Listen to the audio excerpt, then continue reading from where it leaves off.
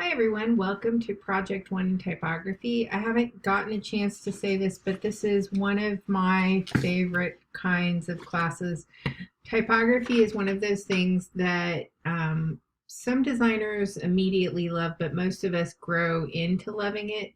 Typography is the one thing that makes us different from all other studio practices, and so it is our paintbrush. So if we're talking about painting has paintbrushes and canvases. Graphic design has typography. It's different than any other area of visual study. So obviously we're going to jump right in and talk about Project 1. We are going to focus on some formal qualities in this project, some 24 rules. I will be emailing those to you on the day that you do your sketches, so that you have those 24. Actually, I'll probably email them the first day of class so that you have them and you can read through them. So we're going to be doing 24 formal rules. I feel very strongly that you have I believe strongly that you have to understand the foundations of something before you can really flourish in it. So consider some of the aspects of this project as us setting the foundations for understanding typography. And I'm sure that you talked about this in Intro to Graphic Design. So I'm sure that there will be overlaps in what Rich told you and what I'm about to tell you. So this project is a 20 by 24 poster. This is a great example of it. These are your 24 rules. From a distance, a poster has to attract us. So even though it's about these 24 rules, we have to create something that will grab us. And this is typographic only.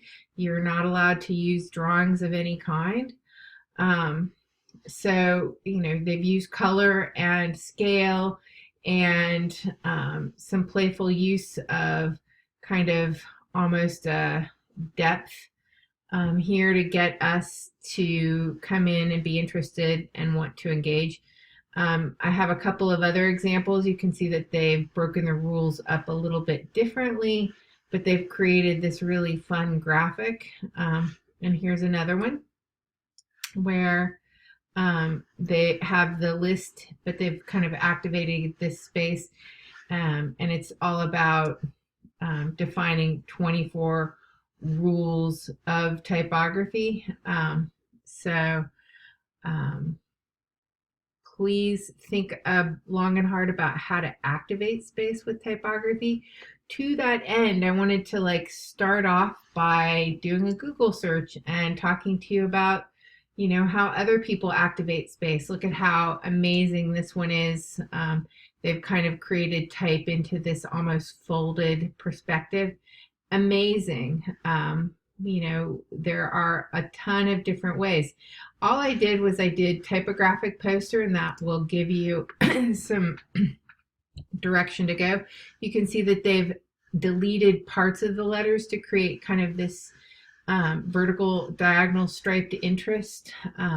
Also interesting, you can see that this is kind of got this vortex feeling. So don't think about typography as this boring thing that's read from left to right. Yes, it is, something that playing with color. I love that one.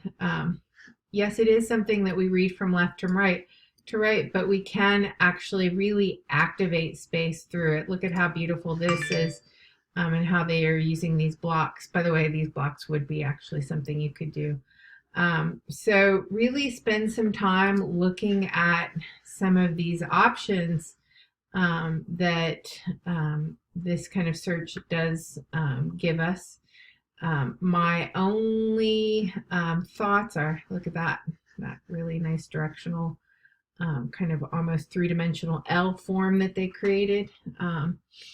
You are going to want to stick with kind of formal fonts.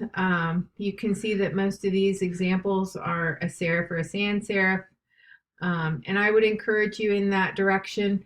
We are definitely going to, break some rules later in our design work, but for this project, I encourage you to kind of stick kind of traditionally. And you can see that the ones that that I pointed out, they were actually, for the most part, using a sans serif. And let's talk about that. What is a sans serif? I'm sure Rich covered this, but I'm going to cover it anyway, just because sometimes we have somebody who transfers in. So let's start with my favorite sans serif, which is Frutiger. I can go on and on about Frutiger. So this is Frutiger, and Frutiger is a sans serif. You can see that it has very even characteristics, minimal variety in the stroke weight. Now, let's compare that with a serif. So let's go Franklin Gothic, just so, oh, no, that's not. I don't know what I was thinking. All right, Bedini. You can see that they have these little feet. Now, the way that I encourage you to think about it is that serifs have those little feet, and sans serifs have those serifs sanded off. Now, there are all kinds of other forms of classifications of type, which is actually something our second project is about. If you want to go pop ahead and look at, I think it's in week 4, project 2, you can see that we're going to delve into classifications next. But these are the 2 forms that are really important for this project. I would encourage you to stay kind of pretty playful. By the way, this is a font that was created in the class that I teach every other summer. I just taught it this summer. So she designed this font called Little Lady. This is an example of a decorative font. It only works for titles, whereas our classics up here with Frutiger and Bedini can be used in a lot of places. In fact, sans serifs are really great because these feet help you pull your eye across a line of type. So we'll be talking a lot about that, but I wanted to kind of brush on like the idea of kinds of fonts that you might be looking at. Now, I also encourage you to look at typographic posters in Pinterest. Look at this beautiful one, all about Baskerville, which is a serif font. Look at this one. The idea of these letter forms being taken away is, in my opinion, really beautiful because we notice parts of them more. Look at this one. They've used scale to their advantage, and this line work creates this nice structured grid at the bottom. Love this one where the R is becoming impacted into this text below. Look at the scale of this one. So really, really spend a lot of time kind of exploring the idea of a font-driven poster, a poster where only type becomes interesting. So to that end, there is a font called Font Squirrel, which is probably my favorite. If you zoom down, they classify things in sans serifs and displays. So that's really great because you can quickly just drop in. The only bummer about that is after you click on something, they will kind of add it to a category and you'll have to X out of it. So for example, grunge type, which is where it all started, where we started thinking of typography as a way to explore. This is also a decorative type or a decorative font. I'm surprised they only have 2 that they consider grunge fonts. Let's look at display. They have 557 display fonts.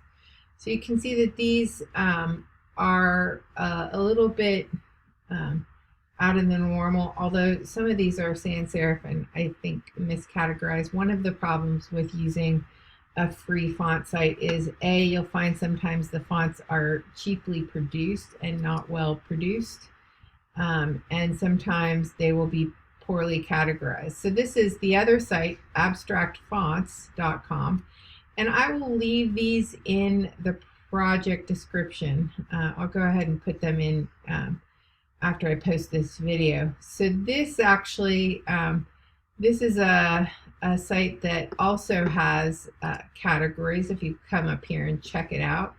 I don't like it as much because Font Squirrel has something called OTF, which is Open Type Format. That'll work on a PC or a Mac.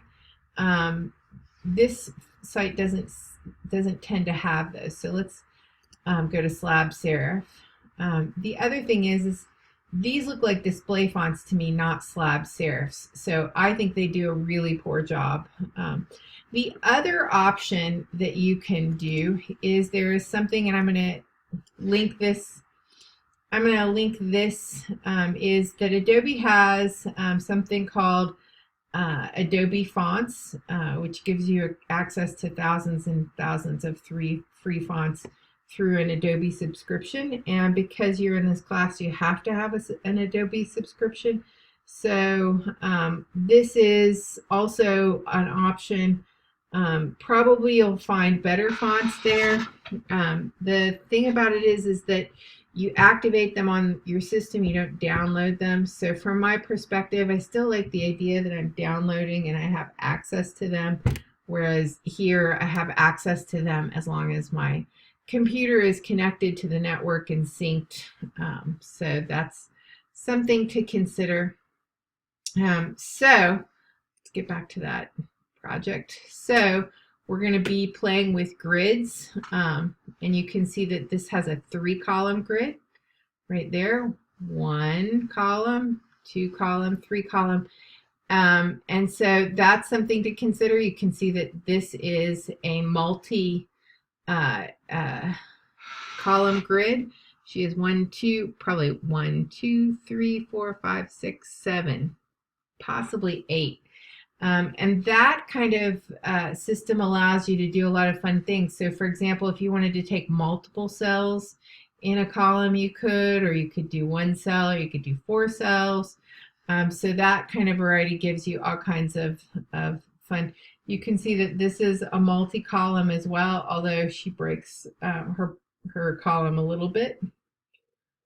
But a grid is simply the understructure. And I'm going to be doing a full statement about your grid in following days. So look forward to that. I think I'm going to be doing it on August 20th. You're going to have your sketches due on August 20th. And so it will be posted then. All right, thanks.